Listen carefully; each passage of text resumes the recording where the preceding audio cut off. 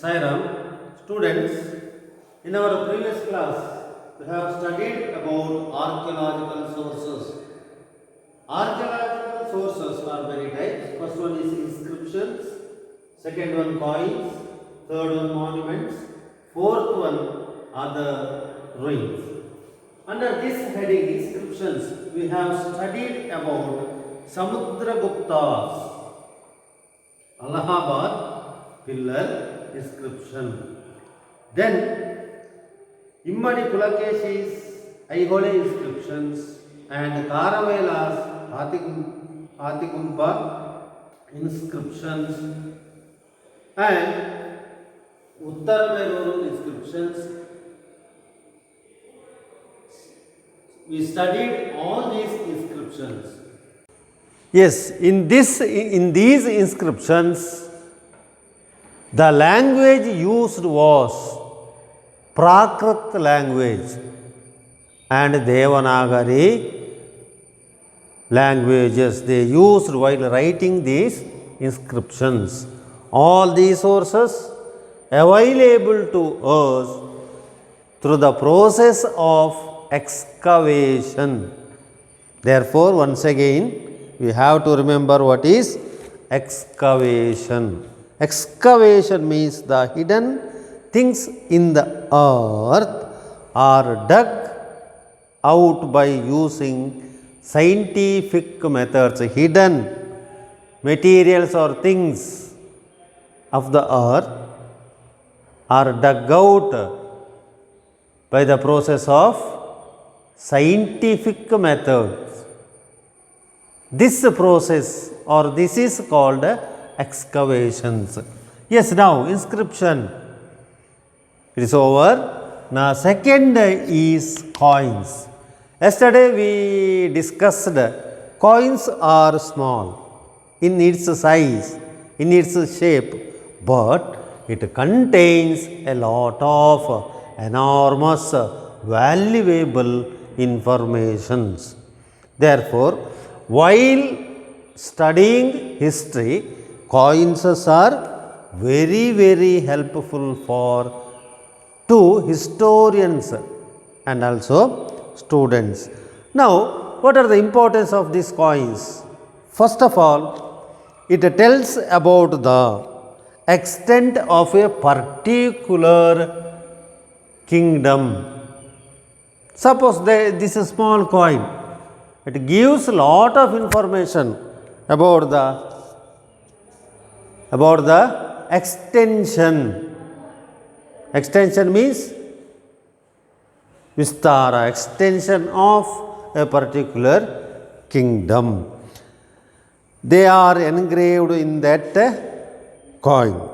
Second one is to know the language of administration and titles. Second point, to know the languages or language of administration and also king's titles, languages and titles. Which titles did the king possessed?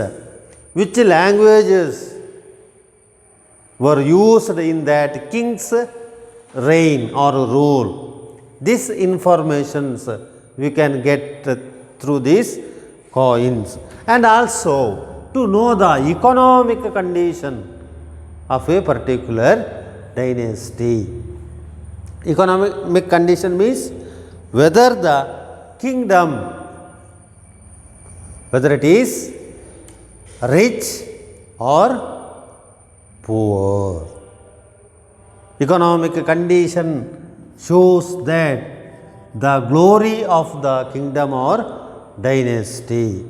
Therefore, coins also tells about the economic condition of a particular dynasty. And also it tells about metal technology of a particular empire or dynasty. The people of ancient India, they knew about technology, science, etc. Without them, we can't get all these informations. Then, to know the economic condition, whether the kingdom, whether it is rich or poor. See here, example is Samudragupta. He minted 7 different types of gold coins. See, gold, a very precious metal. The very matter, that single matter shows that the dynasty, Gupta dynasty or period of Samudragupta was a golden period. Why? He minted different types of, different means 7 types of different gold coins. And in that it also tells coins of Samudragupta. It shows he was a lover of music. Lover of music. We got this information from the coins. 7 different gold coins. If you refer those gold coins, it tells Samudragupta was a lover of music, and it also tells about he was a religious man, spiritual man.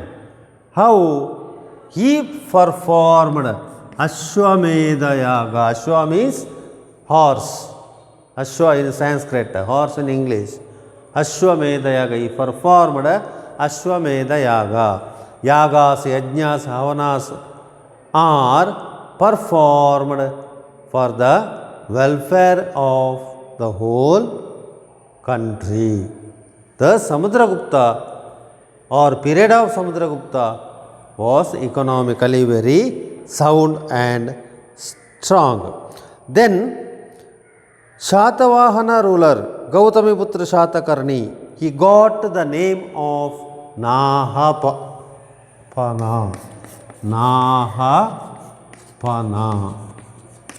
Why? Because Gautamiputra Shatakarni defeated Nahapana and he got his name.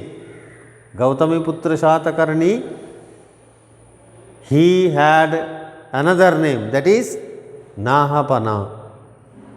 He defeated that ruler.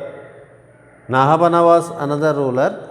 Gautamiputra Shatakarni defeated this Nahapana and he included his name in his name.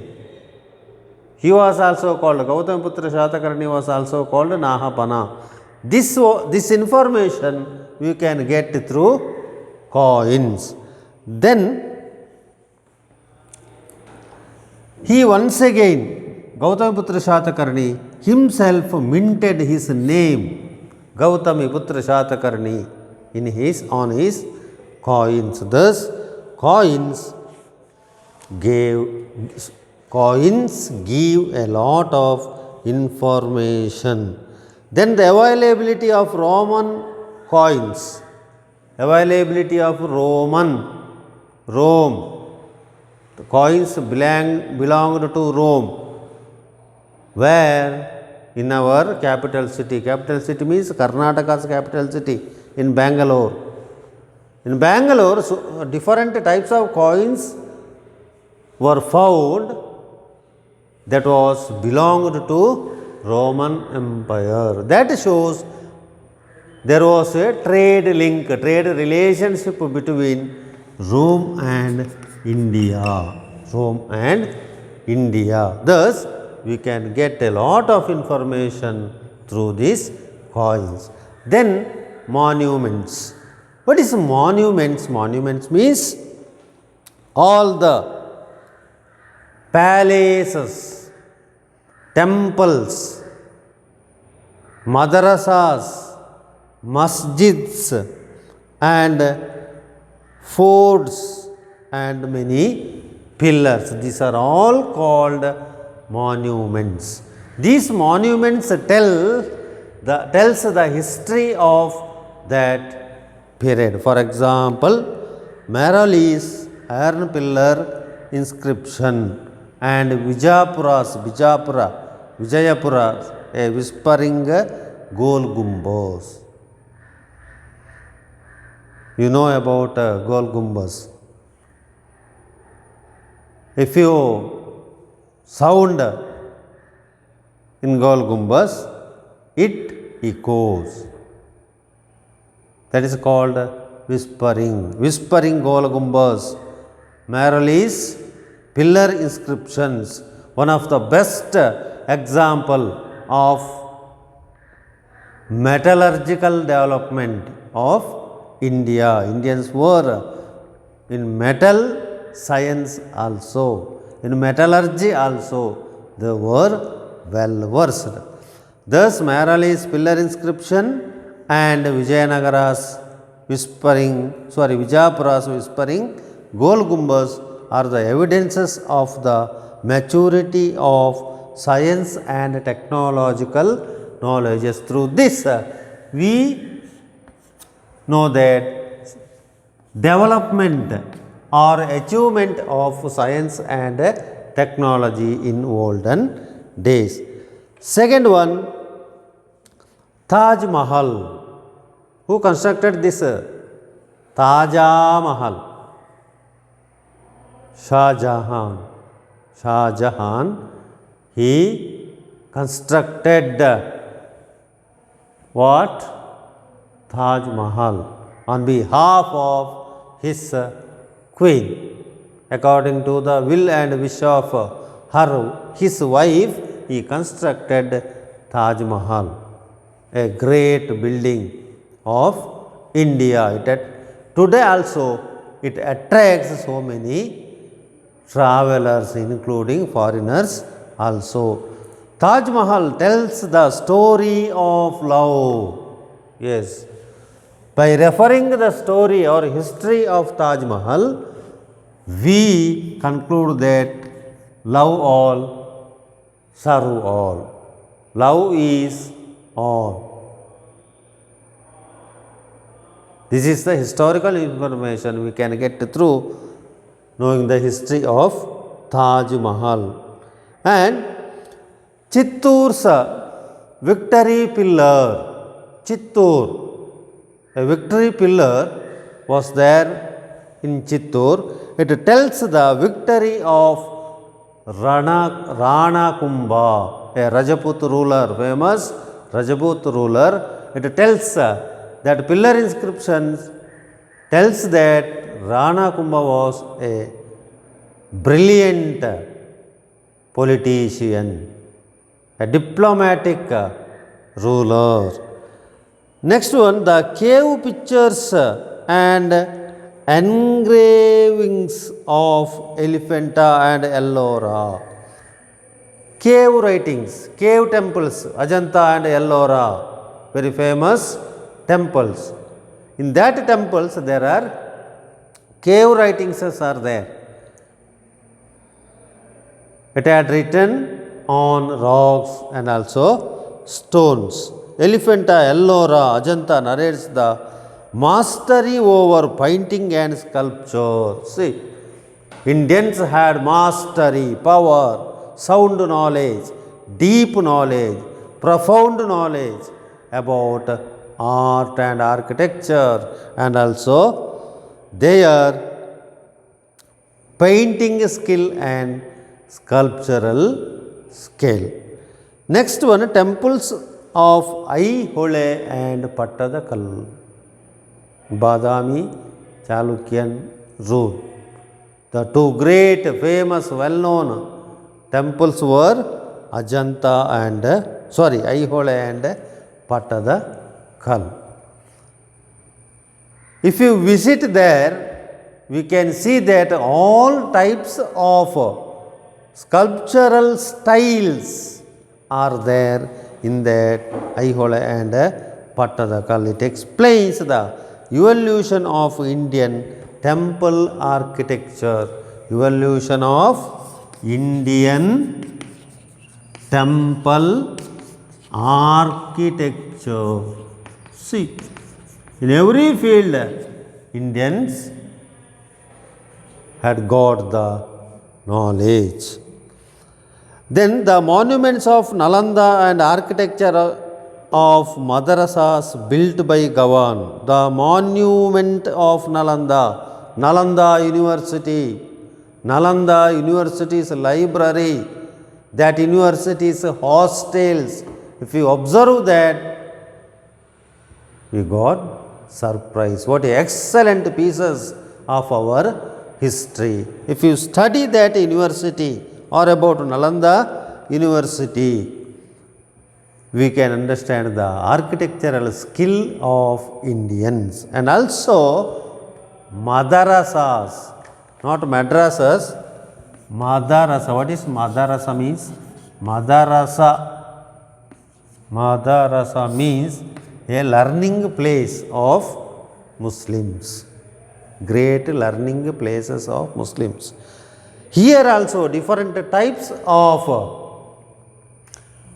skills were showed by the architectures, sculptures, that shows their skill. Then this Nalanda University once again stressed that the importance of education. See, silently it speaks about the importance of education. EDN means short form of education. Education is very must and should. Nalanda University was a glorious, very famous university. Fahian visited that Nalanda University. 1,500 lectures were there in that period. 10,000 hostel boys were there. Imagine the capacity or glory or name and fame of that university. Next one, Fort of Srirangapatna explains the achievement of defense technology. Fort of Srirangapatna, the Kote, like a Great Wall of China. It tells about the defense technology of Indians.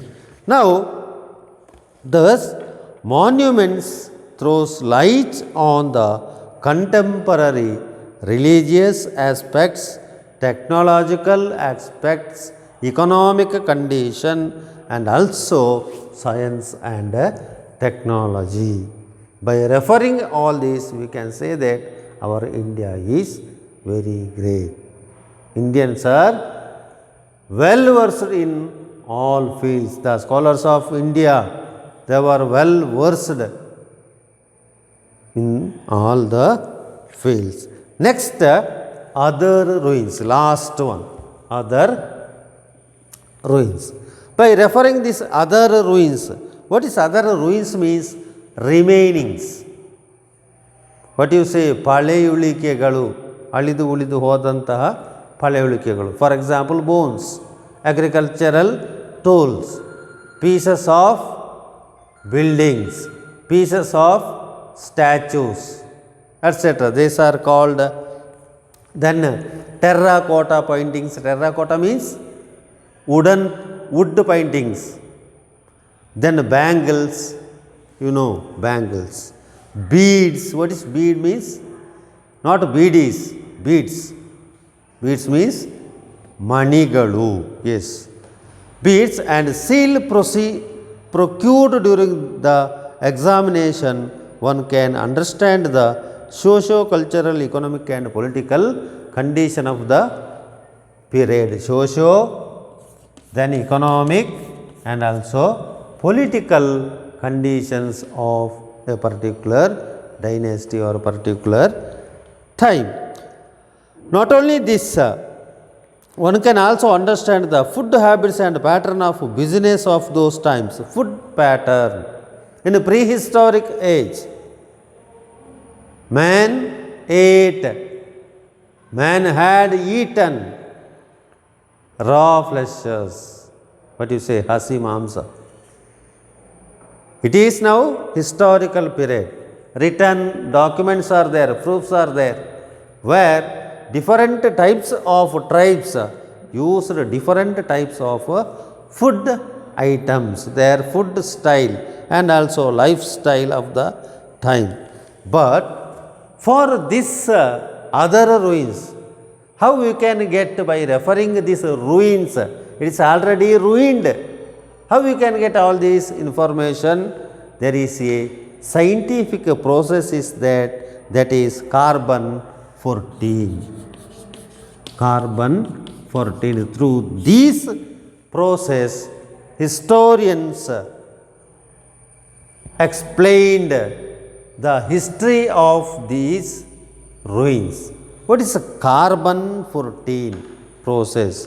Say C14, it is shortly known as C14, radioactive carbon. Radioactive carbon.